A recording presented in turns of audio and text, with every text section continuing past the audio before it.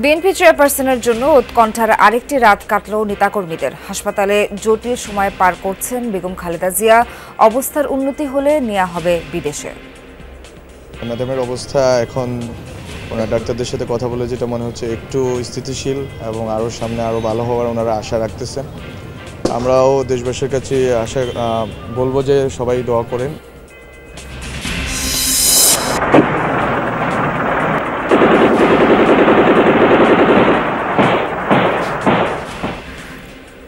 শুরু হলো বিজয়ের মাস ডিসেম্বর। 1971 সালে হানাদারদের পরাজিত করে লাল সবুজের অভ্যুদয়। এখনও নতুন প্রজন্মের অজানা অনেক গৌরব আখ্যান।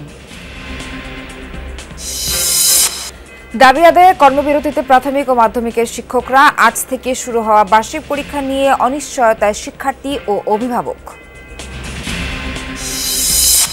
বিডিআর হত্যাকাণ্ডের পরিকল্পনাকারী হাসিনা মঈনুদ্দিন সহ ৫৮ জন দলগতভাবে জড়িত আওয়ামী লীগ তদন্ত কমিশনের রিপোর্ট দাখিল।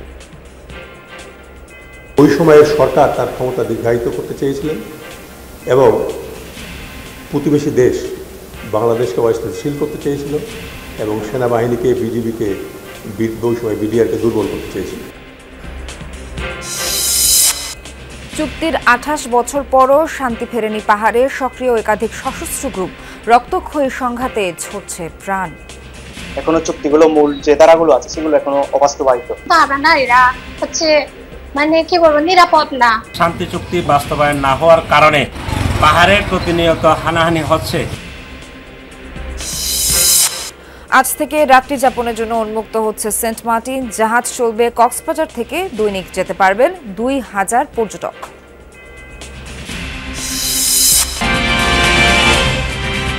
শুভ সকাল, স্বাগত সবাইকে। আমন্ত্রণ যমুনা নিউজে। এতক্ষণ শিরোনাম দেখছিলেন, পুরো খবর জানাবো নাবিলা সোহার। খালেদা জিয়ার সুস্থতা কামনায় এভার কেয়ারের সামনে আরেকটি দীর্ঘ রাত কর্মী সমর্থকদের। দূর দূরান্ত থেকে এসে দলীয় নির্দেশ উপেক্ষা করে নেতাকর্মীরা চাইছেন নেত্রীর আরোগ্য। অপেক্ষার প্রহর বেড়ে চললেও বেগম জিয়ার শারীরিক অবস্থার উল্লেখযোগ্য উন্নতির খবর নেই। অবস্থার উন্নতি হলে খালেদা জিয়াকে বিদেশে নেয়ার বিষয়ে প্রস্তুতি রাখা হয়েছে। আরও একটি উৎকণ্ঠা, অনিশ্চয়তার রাত এভার কেয়ার হাসপাতাল ঘিরে। এখানেই গত এক সপ্তাহ যাবৎ চিকিৎসকদের নিবিড় পর্যবেক্ষণে আছেন বেগম খালেদা জিয়া। সংকটাপন্ন অবস্থা থেকে উত্তরণ করে আবারও সকলের সামনে ফিরবেন বিএনপি চেয়ারপারসন। একটাই চাওয়া দলীয় নেতাকর্মীদের, দোয়া ও ভালোবাসার জোরে আরেকবার তারা ফেরাতে চান হার না মানা সেই আপুসীন নেত্রীকে। ওনাকে দেখার জন্য আসছি, তো দেখতে তো আমরা পাবো না। যাই হোক, আল্লাহ ভালো জানে, তার চিকিৎসা যেন ভালো হয়। মহান রব্বুল আলামিন যেন দেশনেত্রী বেগম খালেদা জিয়াকে দ্রুত সুস্থ করে দেয়, আমাদের মাঝে ফিরিয়ে দেন। নেতাকর্মীরা বলছেন, হাসপাতালের সামনে ভিড় না করতে দলীয় নির্দেশ থাকলেও গণতন্ত্রের দীর্ঘ লড়াইয়ে যিনি পথ দেখিয়েছেন তাকে দেখতে চান বিজয়ের হাসিতে। গণতন্ত্রের নেত্রী যেন গণতন্ত্রের পূর্ণ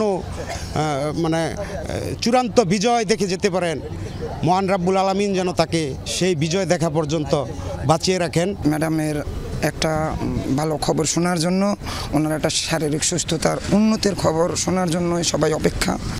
বিএনপির শীর্ষ নেতৃবৃন্দের পাশাপাশি দলমত নির্বিশেষে খালেদা জিয়ার খোঁজ নিতে এভার কেয়ারে আসেন শুভাকাঙ্ক্ষীরা। তার শারীরিক অবস্থা কিছুটা উন্নতির দিকে জানান তথ্য উপদেষ্টা মাহফুজ আলম। মহামান্য রাষ্ট্রপতি আজকে আমাকে সশরীরে পাঠিয়েছেন যে বিএনপি চেয়ারপারসন বেগম খালেদা জিয়ার শারীরিক অবস্থা আসলে এখন কি অবস্থায় আছে তার সবশেষ খবর নেওয়ার জন্য। আমরা মনে করি এই দেশের গণতান্ত্রিক সংগ্রাম, ফ্যাসিবাদ বিরোধী, স্বৈরাচার বিরোধী সকল সংগ্রামে আমাদের বেগম খালেদা জিয়ার ঐতিহাসিক অবদান ছিল। আমাদের দলের পক্ষ থেকে বিভিন্ন জায়গায় দোয়ার আয়োজন করা হয়েছে। ম্যাডামের অবস্থা এখন ওনার ডাক্তারদের সাথে কথা বলে যেটা মনে হচ্ছে একটু স্থিতিশীল এবং আরও সামনে আরও ভালো হওয়ার ওনারা আশা রাখতেছেন। আমরাও দেশবাসীর কাছে আশা বলবো যে সবাই দোয়া করেন। গত রোববার নিউমোনিয়া আক্রান্ত হয়ে হাসপাতালে ভর্তি হন খালেদা জিয়া। বুধবার তার অবস্থা সংকটাপন্ন ঘোষণা করা হয়। তবে সবশেষ যুক্তরাজ্য, যুক্তরাষ্ট্র, সৌদি আরব, সিঙ্গাপুর ও চীনের বিশেষজ্ঞ চিকিৎসকদের সমন্বিত বোর্ডের চিকিৎসায় সাড়া দিচ্ছেন BNP chairperson. Tanjim Shafin, Jamuna news, Dhaka. দর্শক, বেগম খালেদা জিয়ার শারীরিক অবস্থার সবশেষ খবর জানাতে হাসপাতালের সামনে থেকে যুক্ত হচ্ছেন সহকর্মী সুমাইয়া ঐশী। ঐশী, খালেদা জিয়ার শারীরিক অবস্থা নিয়ে এই মুহূর্তে কি আপনার কাছে নতুন কোনো তথ্য আছে কিনা? সবশেষ কি জানতে পারলেন? সেখানে কারা কারা উপস্থিত আছেন সেটাও জানাবেন। সোহার, আসলে সবশেষ তথ্য বলতে গতকাল রাত পর্যন্ত যে তথ্য পাওয়া গিয়েছে সেটি সর্বশেষ তথ্য। আমরা জানতে পেরেছি যে গতকাল গভীর রাত পর্যন্ত আসলে বিদেশি যে চিকিৎসক আছেন তাদের সমন্বয়ে যে মেডিকেল টিম, তার সঙ্গে ডক্টর জাহিদ গভীর রাত পর্যন্ত আলোচনা চলেছে, মিটিং চলেছে। তবে সেই বিষয়ে এখনও বিস্তারিত জানানো হয়নি। সেটি সামনে আসলে আসলে তখন নতুন কোনো তথ্য হয়তো সামনে আসবে, বা আরও গুরুত্বপূর্ণ কোনো তথ্য, বা তাকে বিদেশে নিয়ে যাওয়ার ব্যাপারে কোনো নতুন সিদ্ধান্ত এলো কিনা, বা শারীরিক পরিস্থিতির কোনো পরিবর্তন হলো কিনা, সে সমস্ত বিষয়ে আমরা জানতে পারবো ব্রিফিং যখন করা হবে তখন। তবে এখন পর্যন্ত যে আপডেট সেটি হচ্ছে বেগম খালেদা জিয়ার শারীরিক অবস্থা তো গতকাল পর্যন্ত অপরিবর্তিত ছিল। গতকাল বিকেল পর্যন্ত তার শারীরিক অবস্থা অপরিবর্তিত ছিল বলে জানানো হয়েছিল। তবে রাতের পর জানা গিয়েছিল যে কিছুটা উন্নতির দিকে, অর্থাৎ তিনি চিকিৎসায় রেসপন্স করছেন, ডাকলে কিছুটা সাড়াও দিচ্ছেন, এবং সবচেয়ে আশাব্যঞ্জক হচ্ছে যে তার শারীরিক পরিস্থিতি যেহেতু কিছুটা উন্নতির দিকে, ফলে তার জন্য কিন্তু এয়ার অ্যাম্বুলেন্স প্রস্তুত রয়েছে। তার শারীরিক পরিস্থিতি কিছুটা যখন আরও উন্নতি হবে তখন আসলে প্রথমেই লন্ডন ক্লিনিকে নিয়ে যাওয়ার চেষ্টা করা হবে। তবে সেই পর্যন্ত যাওয়ার আসলে যদি শারীরিক পরিস্থিতি না থাকে, সেক্ষেত্রে সিঙ্গাপুরের মাউন্ট এলিজাবেথ হাসপাতালে নিয়ে যাওয়ার পরিকল্পনাও রয়েছে। তবে সেটি আসলে সম্পূর্ণ নির্ভর করছে বেগম খালেদা জিয়া শারীরিকভাবে কতটা সাড়া দিতে পারেন চিকিৎসকদের চিকিৎসায়, সেটি আসলে দেখার। এবং চিকিৎসক যারা আছেন যুক্তরাষ্ট্র, যুক্তরাজ্য, সৌদি আরব, চীন, এই সমস্ত দেশ থেকে, সিঙ্গাপুর, এই সমস্ত দেশ থেকে যে চিকিৎসকদের সমন্বয়ে মেডিকেল টিম, বিশেষজ্ঞ টিম কাজ করছেন, তারা আসলে এই বিষয়ে নিবিড়ভাবে পর্যবেক্ষণ করছেন এবং যাতে করে তাকে খুব দ্রুত বেগম খালেদা জিয়াকে সুস্থ করা যায় সেই বিষয়ে কাজ করছেন। তবে এখনও পর্যন্ত কোনো নেতাকর্মীকে আমরা আসলে হাসপাতালের সামনে দেখিনি। খুব ভোর থেকে আমরা আছি, এখনও পর্যন্ত তেমন নেতাকর্মীদের দেখিনি। দলীয় যেহেতু দলের পক্ষ থেকে নিষেধ করা হয়েছিল সেজন্য হতে পারে। তবে বেলা বাড়ার সঙ্গে সঙ্গে পরিস্থিতি বোঝা যাবে। সোহার, ঐশী সবশেষ আপডেট জানাচ্ছিলেন, আপনাকে অনেক ধন্যবাদ। 3 বার সাবেক প্রধানমন্ত্রী বেগম খালেদা জিয়া অসুস্থ হয়ে রাজধানীর একটি হাসপাতালে চিকিৎসাধীন রয়েছেন। এতে উদ্বেগ, উৎকণ্ঠায় নেতাকর্মী সহ সারা দেশের মানুষ। প্রার্থনা, দোয়া ও মিলাদ মাহফিলের মধ্য দিয়ে চলছে রোগ মুক্তি ও সুস্থতা কামনা। আওয়ামী লীগ সরকারের আমলে শত বাধার মুখেও চেয়ারপারসন বেগম খালেদা জিয়ার নিঃশর্ত কারামুক্তির দাবিতে দেশের বিভিন্ন স্থানে রাজপথে সরব ছিলেন বিএনপি নেতাকর্মীরা। সাতক্ষীরায় মিছিল সমাবেশের মধ্য দিয়ে চলে তার মুক্তির আন্দোলন। 24-এর ছাত্র জনতার আন্দোলনে সরকার পতনের পর বেগম খালেদা জিয়ার মুক্তিতে স্বস্তি ফেরে নেতাকর্মী ও সমর্থকদের মধ্যে। 3 বারের সাবেক এই প্রধানমন্ত্রী বর্তমানে হাসপাতালে নিবিড় পর্যবেক্ষণে রয়েছেন। এতে উদ্বেগ, উৎকণ্ঠায় তৃণমূলের নেতাকর্মীরা। সুস্থতা কামনায় প্রার্থনা করছেন সবাই। স্বৈরশাসক যে সরকার ছিলেন তিনি তার উপরে যে মানসিক নির্যাতন, শারীরিক নির্যাতন করে গেছেন, তারই একটি মূল কারণই হচ্ছে এটা। তার একটি মূল কারণই হচ্ছে এজন্য শেখ হাসিনাকে সম্পূর্ণ দায়ী করতে হবে। তাকে চিকিৎসা দেওয়া হতো না। কারাগারে যদি কোনো ডাক্তার চিকিৎসার জন্য যেতেন, সেই ডাক্তারকে এই ফ্যাসিস্ট সরকার হেনস্থা করত। আল্লাহ তাআলার কাছে আমরা প্রার্থনা করি, খাস দিলে তিনি যদি অতি দ্রুত সুস্থ করে দেন। শুধু দলের নেতাকর্মীরাই নয়, গণতন্ত্র ও দেশের স্বার্থে আপোষহীন নেত্রী হিসেবে খ্যাত বেগম খালেদা জিয়ার অসুস্থতার খবরে উদ্বেগ ছড়িয়েছে সব শ্রেণী পেশার মানুষের মাঝেই। ভালোই যাক, সুস্থই যাক, দোয়া করছি আমরা ওর জন্য। প্রত্যেকেই একটাই দোয়া করছেন যে উনি দ্রুত সুস্থ হয়ে উঠুক এবং অচিরেই রাজনীতির মাঠে ফিরে আসুক। দেশের এই সংকটময় মুহূর্তে বেগম খালেদা জিয়ার উপস্থিতি খুবই গুরুত্বপূর্ণ বলছেন ভিন্ন রাজনৈতিক দলের নেতারাও। তাদেরও প্রার্থনা দ্রুত আরোগ্য লাভ করবেন বিএনপি চেয়ারপারসন। তিনি এই গণতন্ত্র প্রতিষ্ঠা, দেশের সুশাসন আয়ন করা, সামাজিক উন্নয়ন, এক্ষেত্রেও তার দলের লোকজনও কিন্তু তিনি ছাড় দেননি। তার আশু রোগ মুক্তি আমরা কামনা করি। যে প্রেক্ষাপটের মধ্যে আছে আমরা এই প্রেক্ষাপট থেকে উত্তরণ হতে গেলে খালেদা জিয়ার মতো একজন দক্ষ রাজনীতিবিদের প্রয়োজন। কারণ আজকের যাদের কাছের জাতি আশা করেছিল তারা কেউ আজ দেশে নেই, বেঁচে আছে বেগম খালেদা জিয়া। আকরামুল ইসলাম, যমুনা নিউজ, সাতক্ষীরা। সময়টা 1971। পাক হানাদার বাহিনীর হত্যাযজ্ঞ চলছে দেশ জুড়ে। 4 মাস বয়সী শিশুকে বুট জুতোয় থেতলে হত্যা, অসংখ্য মা বোনের সম্ভ্রমহানি, আর নির্বিচারে চলছে গণহত্যা। প্রতিশোধে 56,000 বর্গমাইলের দেশকে মুক্তিযুদ্ধে স্বাধীন করে নিরস্ত্র বাঙালি। সেই মুক্তিযুদ্ধের এক একটি ঘটনা যেন এক একটি উপাখ্যান। বিজয়ের 55 বছরেও মুক্তিযুদ্ধের সেই দিনগুলো নতুন প্রজন্মের কাছে রোমাঞ্চকর। সহকর্মী আহমেদ রেজা মুক্তিযুদ্ধ জাদুঘর থেকে জানাচ্ছেন সেই ত্যাগ, অর্জন আর বিজয় গাথা। ছবি Tanvir মোর্শেদের। A Pakistani execution squad lined up slightly to the right of the center of the screen. About 20 people were herded onto the killing ground from the right corner of the picture. One man dressed in black. এই ভিডিওটি 1971 সালের 26শে March সকালবেলা তোলা হয়েছিল ঢাকা বিশ্ববিদ্যালয় এলাকা থেকে, যেখানে দেখা যাচ্ছিল নির্বিচারে কিভাবে পাকিস্তানি হানাদার বাহিনী সারিবদ্ধভাবে বাঙালিদের গুলি করে মারছে। যে ভিডিওটি ধারণ করেছিলেন ঢাকা বিশ্ববিদ্যালয়ের একজন শিক্ষক, এবং সেটি 10 মাস পরে অর্থাৎ 1972 সালে প্রচারিত হয়েছিল এনবিসি নিউজে। সেই হত্যাযজ্ঞের পরে যে কনভারসেশন হয়েছিল ওয়্যারলেসে পাকিস্তানি হানাদার বাহিনীর, সেরকম একটি কনভারসেশন আমি আপনাদেরকে এই মুহূর্তে শোনাতে চাই। Wireless conversation between command, headquarter and local unit, যেখানে দুটি কোড ল্যাঙ্গুয়েজ বলা হয়েছিল এবং সেখানে 9988 ল্যাঙ্গুয়েজ করে কথা বলছিলেন দুজন। 99 থেকে বলা হয়েছিল, তো ইউনিভার্সিটি এলাকায় শিকার হলো কত, তোমার আন্দাজ মতো বলো, কতজন খতম, জখম অথবা বন্দি, ওভার। 88 থেকে বলা হয়েছিল, দাঁড়ান বলছি, হবে 100 ওভার। 99 থেকে বলা হয়েছিল, খাসা কাজ, 300 খতম নাকি জখম বা বন্দি, ওভার। 88 থেকে উত্তর এসেছিল, আমি কেবল একটাতেই বিশ্বাস করি, 300 সাফ, খতম, ওভার।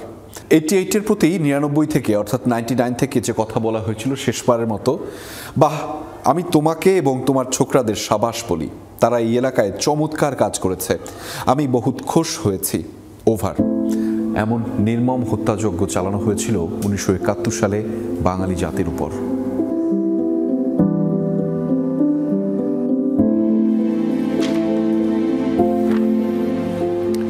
এটি বাংলাদেশের স্বাধীনতার ঘোষণাপত্র বা যাকে প্রোক্লেমেশন অফ ইন্ডিপেন্ডেন্সও বলা হয়, যেটি 1971 সালের 17 এপ্রিল কুষ্টিয়ার মেহেরপুরে ঘোষিত হয়েছিল, যেখানে উল্লেখ করা হয়েছিল গণতন্ত্র, মানবাধিকারের অঙ্গীকার, অসাম্প্রদায়িকতা এবং বাঙালি চেতনার মতো বিষয়গুলোকে।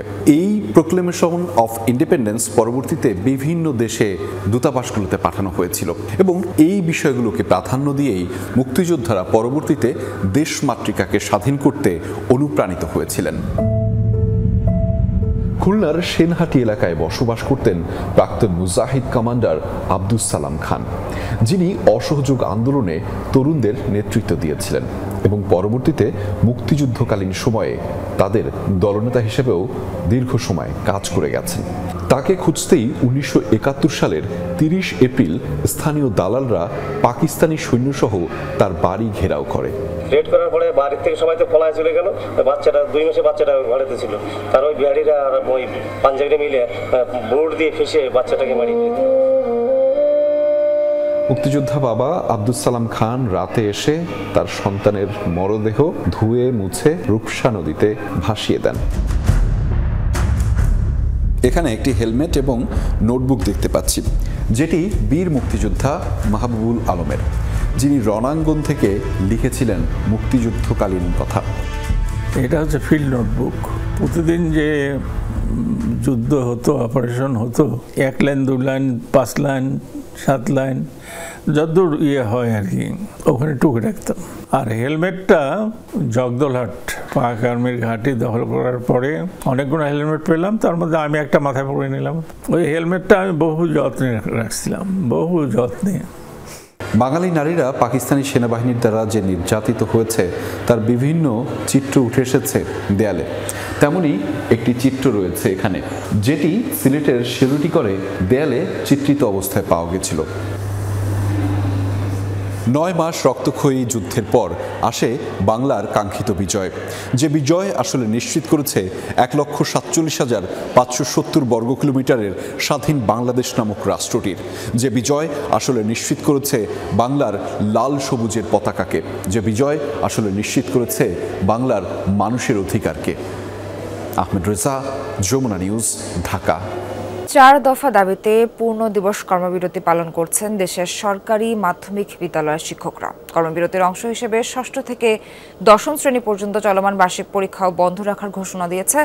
এর আগে দীর্ঘদিনের পেশাগত মর্যাদা ও বেতন ভাতা সংক্রান্ত 4 দফা দাবিতে রোববার মাধ্যমিক ও উচ্চশিক্ষা অধিদপ্তরের সামনে দ্বিতীয় দিনের মতো অবস্থান কর্মসূচি পালন করেন শিক্ষকরা।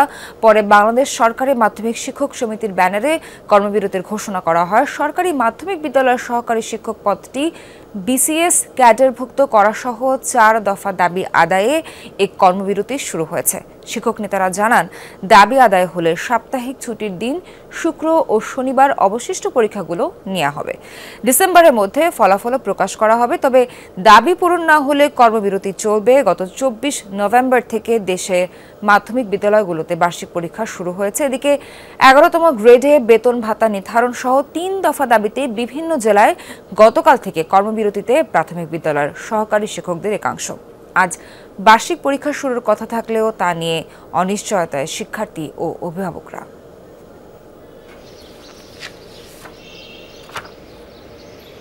এই বিষয়ে সবশেষ আপডেট জানাতে নেত্রকোনা থেকে যুক্ত হচ্ছেন সহকর্মী কামাল হোসেন। কামাল, স্কুলগুলোতে কি শিক্ষার্থীরা উপস্থিত হয়েছে বা শিক্ষকরা এই বিষয়ে সবশেষ কি বলেছেন? আপনি কোন স্কুলের সামনে আছেন সেটাও জানাবেন।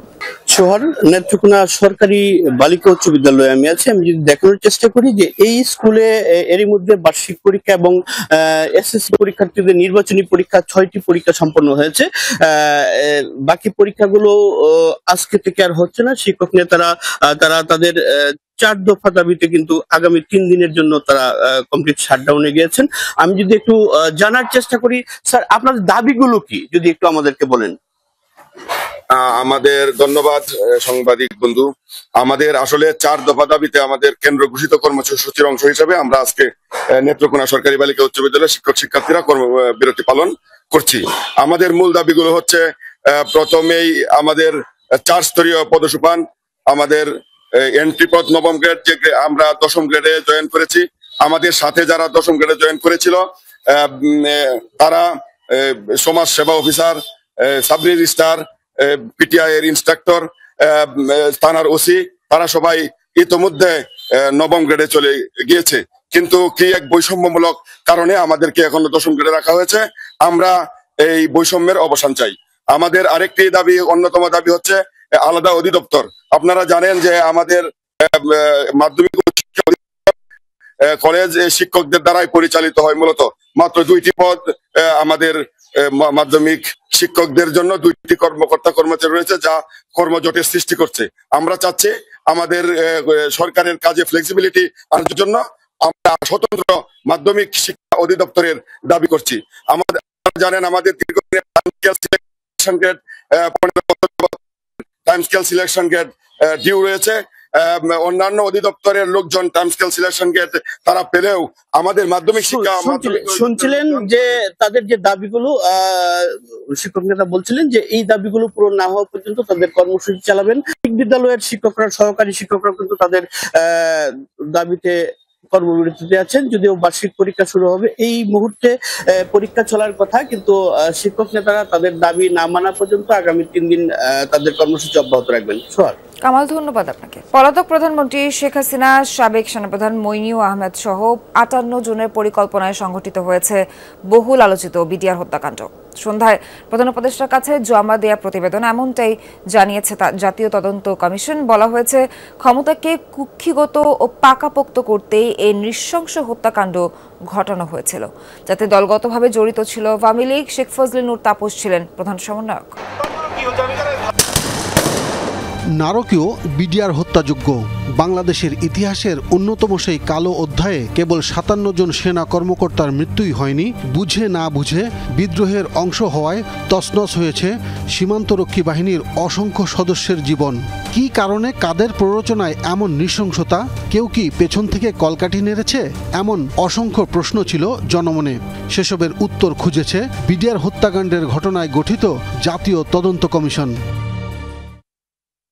দীর্ঘ ১১ মাস তদন্ত শেষে রোববার প্রধান উপদেষ্টা ডক্টর মোহাম্মদ ইউনূসের কাছে প্রতিবেদন জমা দিয়েছে তারা, যাতে বলা হয়েছে বিডিআর হত্যাকাণ্ড ছিল পরিকল্পিত।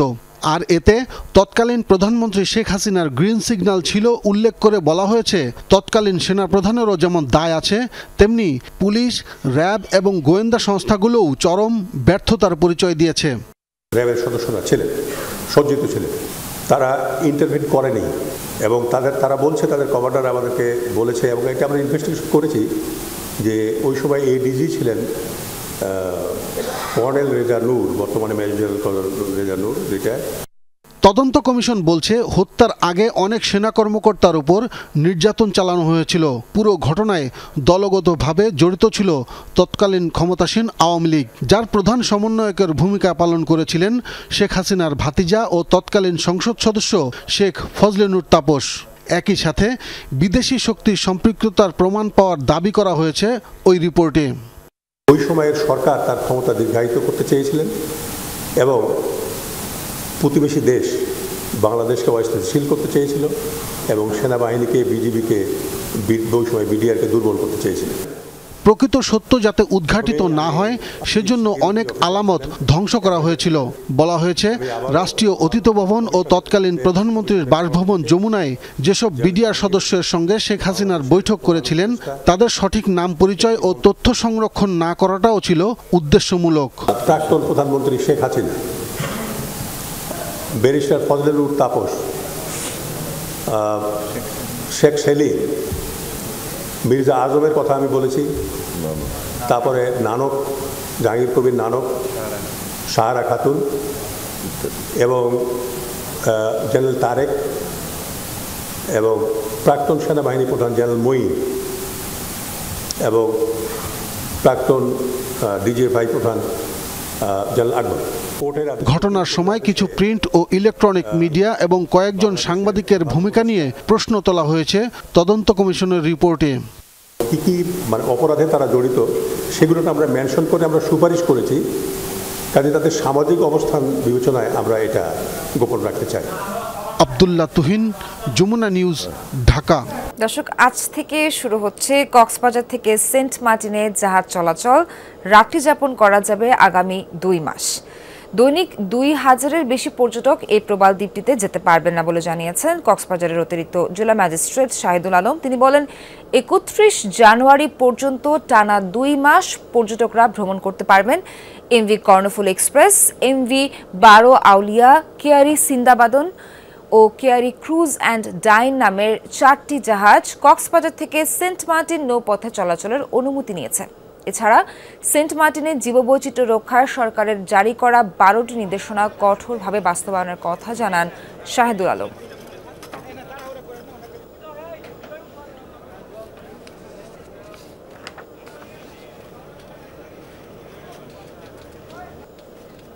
দর্শক, এই বিষয়ে আরও জানাতে যুক্ত হচ্ছেন সহকর্মী ইসান আল কুতুবী। ইসান, সেন্ট মার্টিনগামী জাহাজ কখন ছেড়ে যাবে, যাত্রী সংখ্যা, যাত্রী ভিড় কেমন দেখছেন এবং তাদের উচ্ছ্বাস কেমন দেখছেন, তারা কি বলছে? আসলে সেন্ট মার্টিন মানে একটি আবেগের জায়গা, উল্লাসের জায়গা, আনন্দের জায়গা। আজকে আমরা সকাল 7:30টায় কক্সবাজারের বিআইডব্লিউ জেটি ঘাট থেকেই কিন্তু সেন্ট মার্টিনের উদ্দেশ্যে আমরা যে জাহাজে আছি এটি হচ্ছে বারাউলি। আমাদের ঠিক অদূরে দেখতে পাচ্ছি সেটা হচ্ছে এমভি কর্ণফুলি এক্সপ্রেস। এই দুটি জাহাজ পাশাপাশি রয়েছে। এরপরে আরেকটি জাহাজ রওনা হয়েছে ইতিমধ্যে, কেয়ারি।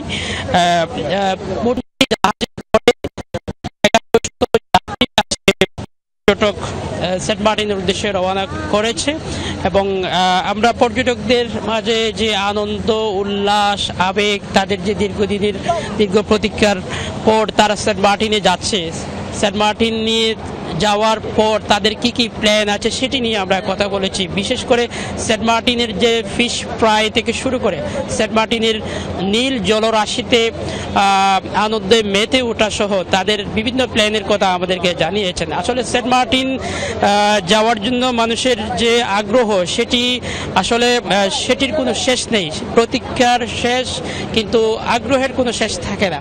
সেক্ষেত্রে সবার মাঝে উল্লাস দেখছি, অনেকেই বন্ধুবান্ধব পরিবার পরিজন নিয়ে দীর্ঘদিনের প্ল্যান অবশেষে তারা বাস্তবায়ন করতে যাচ্ছে এবং সেন্ট মার্টিনবাসীরও যে আগ্রহ, তারা যে পর্যটকদেরকে বরণ করে নেবেন, পর্যটকদেরকে দীর্ঘদিন পর পর্যটকরা যাচ্ছেন তাদেরকে কীভাবে বরণ করে নিতে হয় সেই জন্য কিন্তু তারা প্রস্তুতি গ্রহণ করেছেন এবং জেলা প্রশাসনের পক্ষ থেকেও প্রস্তুতি গ্রহণ করা হয়েছে সব ধরনের সহযোগিতা করার জন্য এবং যাতে জীববৈচিত্র্য রক্ষার ক্ষেত্রে পর্যটকরা দায়িত্বশীল হয়ে ওঠেন এবং পর্যটকদেরকে সেই জন্য কিন্তু জেলা প্রশাসন পরিবেশ অধিদপ্তরের পক্ষ থেকে সচেতনতামূলক মাইকিং করা হয়েছে এবং লিফলেট বিতরণ করা সহ বিভিন্ন নির্দেশনা দেওয়া হয়েছে।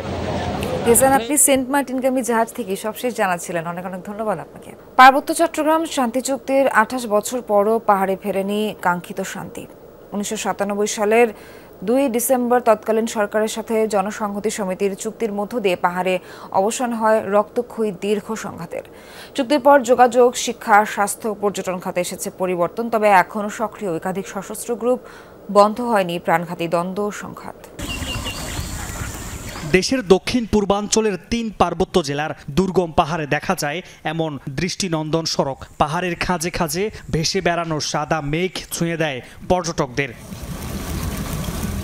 পার্বত্য শান্তি চুক্তির পর গেল 28 বছরে যোগাযোগ ব্যবস্থা উন্নয়নের কারণে পিছিয়ে পড়া ক্ষুদ্র নৃগোষ্ঠীর জীবনযাত্রা এসেছে পরিবর্তন, কিন্তু ফেরেনি কাঙ্ক্ষিত শান্তি, বরং নতুন নতুন আঞ্চলিক দলের আবির্ভাবে বেড়েছে দ্বন্দ্ব সংঘাত। পার্বত্য চট্টগ্রামে শান্তি চুক্তি বাস্তবায়ন না হওয়ার কারণে পাহাড়ে প্রতিনিয়ত হানাহানি হচ্ছে। পার্বত্য চট্টগ্রাম এলাকার স্বার্থে শান্তি চুক্তি বাস্তবায়ন হওয়া উচিত বলে আমি মনে করি। চুক্তি পরিপূর্ণভাবে বাস্তবায়ন না হওয়ার কারণে তো যে সংঘাত সবসময় বেড়ে যাচ্ছে, মানুষের বিভেদ সৃষ্টি হচ্ছে। গুম, খুন, আধিপত্য ও চাঁদাবাজি নিয়ে বিরোধ, অস্ত্রের ঝনঝনানি এবং সংঘাত লেগে আছে রাঙ্গামাটি, বান্দরবান, খাগড়াছড়িতে। সবচেয়ে বেশি সক্রিয় 6টি সশস্ত্র সংগঠন। সরকারি বেসরকারি তথ্য মতে গত 28 বছরে পাহাড়ে 1426 জন নিহত এবং 2497 জন অপহরণের শিকার। আহত ও উদাস্ত হয়েছে অনেকে। চুক্তি না হওয়া পর্যন্ত আমরা নারীরা কি বলবো, নিরাপদ না। 28 বছর চুক্তি উপলক্ষে, পূর্তি উপলক্ষে এখনো চুক্তিগুলো মূল যে ধারাগুলো আছে সেগুলো এখনো অবাস্তবায়িত। এখনো তারা অস্ত্রের ঝনঝনানি জিয়ে রাখছে, অথচ চুক্তিতে প্রধান শর্ত ছিল তারা অস্ত্র জমা দিবে এবং অস্ত্র জমা দিয়ে তারা পার্বত্য চট্টগ্রামে একটি শান্তি প্রতিষ্ঠায় ভূমিকা রাখবে। চুক্তি নিয়েও আছে পক্ষ বিপক্ষ। সংঘাত ও বিভক্তি দূর করতে আঞ্চলিক দলগুলো শান্তি চুক্তির পূর্ণ বাস্তবায়ন দাবি করলেও সাংঘর্ষিক সব ধারা বাতিলের দাবি বাঙালি সংগঠনগুলোর। কেউ যাতে কোনো প্রকার বৈষম্যের শিকার না হয় সেজন্য প্রত্যেকটি জনগোষ্ঠীর সাথে আলোচনা করে এই চুক্তিটি পুনর্মূল্যায়ন করা অবশ্যই জরুরি। যাতে ওনারা উদার মন নিয়ে এগিয়ে এসে পার্বত্য চুক্তি বাস্তবায়ন করতে এগিয়ে আসেন। যদিও আগের সব সরকার বরাবরই বলে আসছে শান্তি চুক্তির 72টি ধারার বেশিরভাগ বাস্তবায়িত হয়েছে, বাকিগুলো বাস্তবায়নের পথে। মামুন নরসিত অভি, যমুনা নিউজ। খুলনার লবণচড়ায় একজনকে গুলি করে জখম করেছে দুর্বৃত্তরা। রোববার রাত 9টার দিকে কাজী সম্রাট নামের ওই ব্যক্তিকে গুলি করা হয়। পুলিশ ও স্থানীয়রা জানায় লবণচড়ার তাহের দর্জির মোড়ে পান্না চায়ের দোকানে বসে চা পান করছিলেন সম্রাট। এ সময় মুখোশধারী 3 ব্যক্তি একটি মোটরসাইকেলে এসে সম্রাটের হাতে গুলি ও মাথায় পিস্তল দিয়ে আঘাত করে পালিয়ে যায়। পরে স্থানীয়রা তাকে উদ্ধার করে খুলনা মেডিকেল কলেজ হাসপাতালে পাঠায়। সম্রাট নৌবাহিনী পরিচালিত খুলনা শিপইয়ার্ডে কাজ করেন বলে জানা গেছে। এবার দুপুরে খুলনায় আদালতের প্রধান ফটকের সামনে 2 জনকে গুলি করে ও কুপিয়ে হত্যা করেছে দুর্বৃত্তরা। দুপুর 12:15টার দিকে এই ঘটনা ঘটে। নিহত দুজন হলেন খুলনা নগরের নতুন বাজার এলাকার হাসিব হাওলাদার ও বাগমারা এলাকার ফজলে রাব্বি রাজন। তারা একটি অস্ত্র মামলায় হাজিরা দিতে আদালতে গিয়েছিলেন। মামলার হাজিরা দিয়ে আদালত ফটকের সামনে মোটরসাইকেল রেখে চা খেতে দাঁড়িয়েছিলেন হাসিব ও রাজন। এ সময় 4 থেকে 5 জন দুর্বৃত্ত তাদের লক্ষ্য করে গুলি ছোড়ে গুলিবিদ্ধ হয়ে মাটিতে লুটিয়ে পড়েন হাসিব রাজন। এরপর মৃত্যু নিশ্চিত করতে চা পাতি দিয়ে এলো পাতারি কুপিয়ে পালিয়ে যায় দুর্বৃত্তরা। আশঙ্কাজনক অবস্থায় দুজনকে খুলনা মেডিকেলে নেওয়া হলে চিকিৎসকরা মৃত ঘোষণা করেন। পুলিশ বলছে নিহত দুজন খুলনার একটি সশস্ত্র সন্ত্রাসী গ্রুপের সদস্য। খুলনার একটা শীর্ষ সন্ত্রাসী গ্রুপের সদস্য। তাদের দুজনের বিরুদ্ধে 6টা করে মামলা রয়েছে এবং তারা কিছুদিন আগে জামিনে বের হয়েছে এবং এই যে সন্ত্রাসী কর্মকাণ্ড সাথে তারা জড়িত, তাদেরই প্রতিদ্বন্দ্বীরা এরকম ঘটনা ঘটিয়েছে বলে আমরা ধারণা করতে পারি। হাওড়া অঞ্চলের বৃহৎ ধানের মোকাম আশুগঞ্জ যেন পুরোটাই নিয়ন্ত্রণহীন। প্রতিদিন নিজেদের মনের মতো দাম নির্ধারণ করছেন পাইকার ও আড়তদাররা। এতে ন্যায্য দাম নিয়ে শঙ্কায় কৃষক ও ব্যাপারীরা। কারসাজিতে জড়িতদের বিরুদ্ধে ব্যবস্থা নেওয়ার আশ্বাস জেলা খাদ্য বিভাগের। ব্রাহ্মণবাড়িয়ার আশুগঞ্জে মেঘনা নদীর বিওসি ঘাট, বাঘ ঘেঁষে ভিড়ছে একের পর এক ছোট বড় নৌকা। হাওড়াঞ্চলের অন্যতম বৃহৎ এই ধানের মোকামে ব্যাপারীদের পাশাপাশি ধান আনেন কৃষকরাও। গেল কয়েক বছর ধরেই মোকামের নিয়ন্ত্রণহীন দাম নিয়ে বিপাকে কৃষক ও ব্যাপারীরা। এবারও পাল্টায়নি চিত্র, তাই ধান তোলা শুরু হলেও দাম নিয়ে তারা শঙ্কিত। কৃষকের কোনো আপনার নাই, উন্নতি নাই। তেলের দাম বেশি, সারের দাম বেশি। আর ধান বিচ্ছা মনে করেন মালিকেরা যারা খেত করছে রোজান বাঁচিতে না, আর যারা আনে রোজান বাঁচিতে না। বাপদা যারা করে আছে এটা তো আর খেত ফালা দিয়ে যেত না। আপনার 300 খানি সম্পদ কি এটা বাজারে দেবেন? ধান যদি চাউলের বাজার চাপ পারে, ধানের বাজারটা চাপ পারে। যেমন 8 দিন আগে আছিল 1150, এখন বর্তমানে 1120, 1010, আবার 900 টাকা আছে, 950 টাকা আছে ধান বুঝে দর। এবার 49 ও 50 টাকা কেজি দরে আতপ এবং সেদ্ধ চাল কেনা শুরু করেছে সরকার। আর ধানের দাম ধরা হয়েছে কেজি প্রতি 34 টাকা। তবে জেলা অটো মেজর হাস্কিং মিল মালিক সমিতির দাবি, ধান চাল গুদামজাত করে পণ্যের কৃত্রিম সংকট তৈরি করে বড় কোম্পানিগুলো। মাসে অন্তত 2 বার মিলগুলো মনিটরিংয়ের দাবি তাদের। বড় বড় কোম্পানিগুলি যারা আছে তারা চাল স্টক করে রেখে দেয়, ধান কিনে চাল স্টক করে রেখে এটা বাজারটাকে কৃত্রিমভাবে বৃদ্ধি করার চেষ্টা করে। জেলা খাদ্য নিয়ন্ত্রকের দাবি, বাজার নিয়মিত তদারকি করছেন তারা। কৃত্রিম সংকট তৈরির চেষ্টা করলে ব্যবস্থা নেয়ার হুঁশিয়ারিও তার। লোকবল সবসময় বাজারে কাজ করছে এবং ধান এবং চালের দাম এই জন্যই সহনীয় পর্যায়ে রয়েছে। কৃত্রিমভাবে অস্থিতিশীল করার কিংবা অস্থির করার কোনো সুযোগ নেই। প্রতিদিন পাইকার ও আড়তদারদের বেঁধে দেয়া মূল্যে আশুগঞ্জ মোকামে চলে ধানের কেনা বেচা। সাইফ আহমেদ, যমুনা নিউজ। লাগেজ কেটে মালামাল চুরির অভিযোগ যেন পিছু ছাড়ছে না শাহজালাল বিমানবন্দরের। একের পর এক ঘটনা সামাজিক যোগাযোগ মাধ্যমে রীতিমতো ভাইরাল। এতে নড়ে চড়ে বসে কর্তৃপক্ষ। কোথায় কাটা পড়ল যাত্রীর ব্যাগগুলো, তদন্তে নেমেও কুলকিনারা পাওয়া যাচ্ছে না। তবে সিসি ক্যামেরা পর্যবেক্ষণের পর কর্তৃপক্ষের দাবি, ঢাকায় নয়, যাত্রীর ব্যাগ কেটে মালামাল চুরি হতে পারে অন্য কোনো দেশের বিমানবন্দরে, যেখান থেকে প্রথম প্লেনে উঠেছিলেন যাত্রীরা। আরো জানাচ্ছেন আব্দুল্লাহ তুহিন। নিজের ব্যাগ হাতে আসার পর এভাবেই হইচই করতে দেখা যায় সৌদি প্রবাসী কিছু যাত্রীর। তাদের অভিযোগ, তালা ভেঙে ব্যাগ থেকে মোবাইল, টাকা পয়সা সহ অনেক মূল্যবান জিনিস চুরি হয়েছে তাদের। জানিয়ে রীতিমতো তোপের মুখে পড়েন এয়ারপোর্ট কর্মীরা। শুক্রবার ভিডিওটি ভাইরাল হলেও মূলত ঘটনা 14 নভেম্বরের। যমুনার হাতে আসা সিসিটিভি ফুটেজ বিশ্লেষণ করে দেখা যায়, ইথিওপিয়ান এয়ারলাইন্সের ফ্লাইট থেকে 8টা 53 মিনিটে কার্গো বহন করা লোডারটি এসে 8টা 59 মিনিটে থামে লাগেজ বেল্টে। এই ব্যাগগুলো আসে আমাদের কন্টেনারে করে। কন্টেনারগুলো কিন্তু অ্যাকচুয়ালি যেখান থেকে ফ্লাইটগুলো অরিজিন করে সেখান থেকে হলো প্যাকড হয়ে আসে। ব্যাগগুলো ইন বিটুইন কোথাও খোলা হয়নি, কন্টেনারটাও আমাদের ব্যাগেজ বেল্টের সামনে খোলা হয়েছে এবং অ্যাজ ইট ইজ কন্ডিশনে যে ব্যাগগুলো অরিজিন থেকে অর্থাৎ সৌদি আরব থেকে ইথিওপিয়া হয়ে ঢাকায় এসেছে, এখানে এরকম চেন খোলা কিছু একদম কোনো জিনিসপত্র ছাড়া এরকমভাবে ব্যাগেজগুলো এসেছে। এরপর শুরু হয় মালামাল নামানোর প্রক্রিয়া। 9টা বাজার একটু পর ব্যাগেজ নামানো শুরু হওয়ার 1 মিনিট পরেই প্রথম কাটা ব্যাগ দেখতে পান এক কর্মী। এরপর পাওয়া যায় আরও কয়েকটি কাটা ব্যাগ। এক নিরাপত্তা কর্মীর উপস্থিতিতে একটি ব্যাগের চেন বন্ধ করতেও দেখা যায় তাদের। তাদের যে একাধিক মোবাইল ছিল কি ছিল না এই জিনিসটার অ্যাকচুয়ালি স্ক্রিনিংটা হলো যেখানে অরিজিন অর্থাৎ সৌদি আরবের যে এয়ারপোর্ট থেকে জেদ্দা থেকে এসছেন তারা জেদ্দা এয়ারপোর্টের স্ক্রিনিং মেশিনে হয়তো সেই ব্যাগগুলোর ইমেজগুলো থাকবে, যে ইমেজগুলো থেকে এটা ভেরিফাই করা হবে। তো আমার ইথিওপিয়ান এয়ারলাইন্সের যে স্টেশন ম্যানেজার তার সাথে আমার কথা হয়েছে এবং তাদেরকে জানানোর পর তারা বললেন যে they have already notified their Saudi counterparts. নির্বাহী পরিচালকের ধারণা, কাগজপত্রের জটিলতা, পাসপোর্টের মেয়াদ না থাকা এবং অপরাধমূলক কর্মকাণ্ডের শাস্তি হিসেবে ওই প্রবাসীদের আউটপাস যাত্রী হিসেবে দেশে ফেরত পাঠিয়েছে সৌদি পুলিশ এবং সেখান থেকেই ব্যাগগুলো কাটার ঘটনা ঘটেছে কিনা সেটা জানতে চেয়েছেন তারা। আসলে কে এই মিস্টেকটা করেছে, ওই সময় কে ডিউটিতে ছিল তাকে কিন্তু বের করে নিয়ে মানে আইনানুগ ব্যবস্থা নিয়ে আমার জন্য যথেষ্ট ইজি হতো। এর আগেও লাগেজ কাটার বেশ কয়েকটি ঘটনায় তোলপাড় হয় বিমানবন্দরে, কিন্তু সেগুলোর তদন্তে শেষ পর্যন্ত কি পাওয়া গেল তা জানায়নি শাহজালাল কর্তৃপক্ষ। আব্দুল্লাহ তুহিন, যমুনা নিউজ, ঢাকা। দেশের বাজারে বাড়ল জ্বালানি তেলের দাম। প্রতি লিটার জ্বালানি তেলের দাম বেড়েছে 2 টাকা। আজ থেকে কার্যকর হয়েছে নির্ধারণ করা নতুন দাম। রোববার বিদ্যুৎ, জ্বালানি ও খনিজ সম্পদ মন্ত্রণালয়ের জারি করা প্রজ্ঞাপনে এটি জানানো হয়েছে। এতে বলা হয় প্রতি লিটার ডিজেলের দাম 102 থেকে বাড়িয়ে 104 টাকা নির্ধারণ করা হয়েছে। পেট্রোলের দাম প্রতি লিটার 118 থেকে বাড়িয়ে 120 টাকা ও অকটেইনের দাম 122 থেকে বাড়িয়ে 124 টাকা করা হয়েছে। আর কেরোসিনের দাম প্রতি লিটার 114 টাকা থেকে বাড়িয়ে করা হয়েছে 116 টাকা। গত বছরের মার্চ থেকে বিশ্ববাজারের সঙ্গে সামঞ্জস্য রেখে জ্বালানি তেলের স্বয়ংক্রিয় মূল্য নির্ধারণ শুরু করেছে সরকার। সেই হিসেবে প্রতি মাসে নতুন দাম ঘোষণা করা হয়।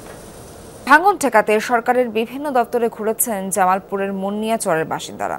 কেউ এগিয়ে না আসায় নিজেরাই মাঠে নেমেছেন। অর্থ তুলে নদীর পার রক্ষায় জিও ব্যাগ ফেলার প্রস্তুতি নিচ্ছে স্থানীয় তরুণরা।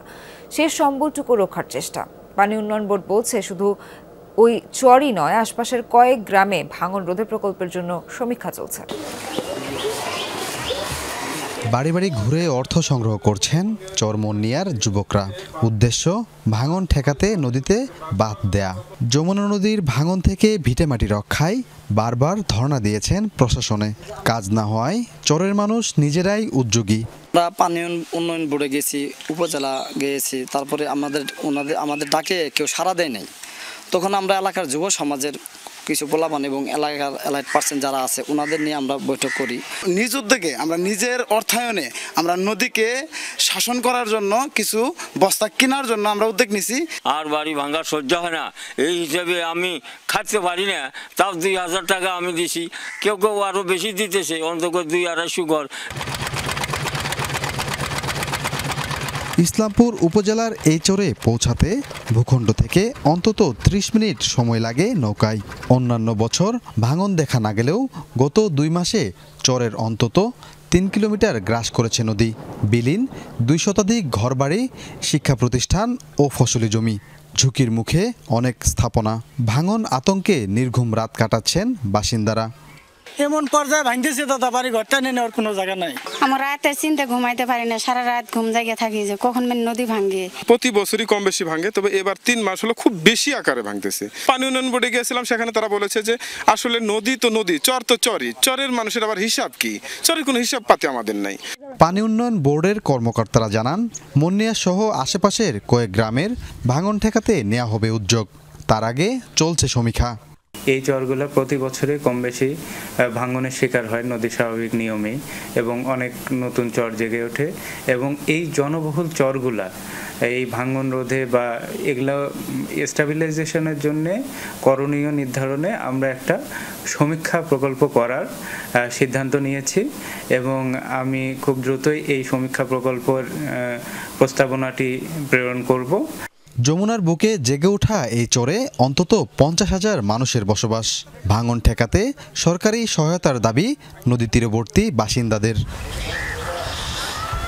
সাগর ফরাজি, যমুনা নিউজ, জামালপুর। চলমান দুর্নীতির মামলাগুলো থেকে অব্যাহতি পেতে প্রেসিডেন্ট আইজ্যাক হারজগের কাছে ক্ষমা প্রার্থনা করেছেন ইসরায়েলের প্রধানমন্ত্রী বেনিয়ামিন নেতানিয়াহু। এক ভিডিও বার্তায় তিনি বলেন, মামলার পুরো প্রক্রিয়া মোকাবেলায় প্রস্তুত ছিলেন তিনি, তবে জাতীয় স্বার্থে বদল করেছেন সিদ্ধান্ত। প্রেসিডেন্টের কার্যালয় জানিয়েছে, এই বিষয়ে বিচার বিভাগীয় কর্মকর্তাদের মতামত নেবেন হারজগ। 5 বছর ধরে ঘুষ, জালিয়াতি ও ক্ষমতার অপব্যবহারের অভিযোগে একাধিক মামলায় বিচার চলছে ইসরায়েলি প্রধানমন্ত্রীর। যদিও সব অভিযোগ অস্বীকার করেছেন নেতানিয়াহু। দেশটির বিরোধী নেতাদের দাবি, ক্ষমা চাইতে হলে আগে তার দোষ স্বীকার করতে হবে নেতানিয়াহুকে। তার ক্ষমা প্রার্থনার ঘটনায় ক্ষুব্ধ বহু ইসরায়েলি রোববার প্রেসিডেন্ট আইজ্যাক হারজগের ব্যক্তিগত বাসভবনের সামনে বিক্ষোভ কর্মসূচিতে অংশ নেয় অনেকে। ইরানের নৌবাহিনীতে যুক্ত হলো ভাসমান নৌঘাঁটি। সম্প্রতি কুর্দিস্তান নামের নতুন এই ঘাঁটির একটি ভিডিও প্রকাশ করেছে দেশটি। একই সাথে সংস্কার করা শাহান্দ ডেস্ট্রয়ারকে যুক্ত করা হয়েছে নতুন এই নৌঘাঁটিতে। রাষ্ট্রীয় গণমাধ্যম বলছে, এর মধ্য দিয়ে সাগর পথে সক্ষমতা আরও বাড়বে তেহরানের। ইরানের নৌবহরে যুক্ত হয়েছে ভাসমান নৌঘাঁটি। দেশটির দাবি, কুর্দিস্তান নামের এই নৌঘাঁটি সমুদ্রের আরও দূরবর্তী অঞ্চলে অভিযান পরিচালনায় সহায়তা করবে। ইরানের রাষ্ট্রীয় টেলিভিশন জানিয়েছে, এর মাধ্যমে নৌ সক্ষমতা বৃদ্ধি এবং আন্তর্জাতিক জলসীমায় নিরাপত্তা জোরদার হবে। এই নৌঘাঁটিতে নতুন করে যুক্ত করা হয়েছে ডেস্ট্রয়ার সাহান্দ। গত বছর মেরামতের সময় পানিতে উল্টে ক্ষতিগ্রস্ত হয়েছিল যুদ্ধযানটি। সংস্কারের পর তেহরানের নৌবহরে রিকমিশন করা হলো এটিকে। 2018 সালে উদ্বোধন হওয়া দেশীয় প্রযুক্তির ডেস্ট্রয়ার সাহান্দে রয়েছে হেলিকপ্টার ডক, টর্পেডো উৎক্ষেপণ ব্যবস্থা, অ্যান্টি এয়ারক্রাফট এবং অ্যান্টি শিপ গান, স্থল এবং আকাশে মিসাইল নিক্ষেপের ব্যবস্থা এবং উন্নত ইলেকট্রনিক ওয়ারফেয়ার সিস্টেম সহ অত্যাধুনিক সব ফিচার। দীর্ঘদিনের আন্তর্জাতিক নিষেধাজ্ঞা এবং অস্ত্র আমদানিতে বাধা মোকাবেলায় নিজস্ব প্রতিরক্ষা শিল্প গড়ে তুলেছে ইরান। 2010 সালে প্রথম স্থানীয়ভাবে নির্মিত ডেস্ট্রয়ার উন্মোচনের পর পুরনো নৌ সরঞ্জাম আধুনিকায়নে বড় বিনিয়োগ করছে দেশটি। অস্মিতা বিশ্বাস, যমুনা নিউজ। দর্শক, শেষ করছি যমুনা নিউজের আয়োজন। সঙ্গে থাকার জন্য ধন্যবাদ সবাইকে।